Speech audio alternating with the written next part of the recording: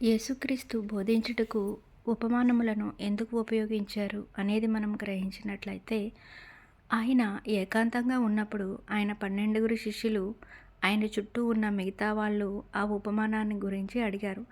ఆయన వాళ్ళతో దేవుని రాజ్యం యొక్క రహస్య జ్ఞానాన్ని మీకు చెప్పాను. కానీ ఇతరులకు ఈ జ్ఞానం ఉపమానాల ద్వారా చెబుతాను. ఎందుకంటే వాళ్ళు ఎప్పుడూ చూస్తారు కానీ ఏది గ్రహించరు. అన్నీ వింటారు కానీ ఒక్కటి అర్థం చేసుకోరు. వాళ్ళు అలా చేస్తే దేవుని వైపు మళ్ళవచ్చు. దేవుడు వాళ్ళను క్షమిస్తాడు. యెషయా 6:9, 10. యేసు విత్తనం యొక్క ఉపమానమును వివరించటం. మత్తయి 13:18, 23, లూకా 8:11, 15 మనం గమనించినట్లయితే యేసు వాళ్ళతో ఈ విధంగా అన్నారు, మీకు ఈ ఉపమానం అర్థం కాలేదా? మరి మిగతా ఉపమానాలన్నీ ఎలా అర్థం చేసుకుంటారు? రైతు దైవ సందేశాన్ని విత్తుతున్నవాడు. కొందరు వ్యక్తులు దారి మీది మట్టి లాంటి వాళ్ళు.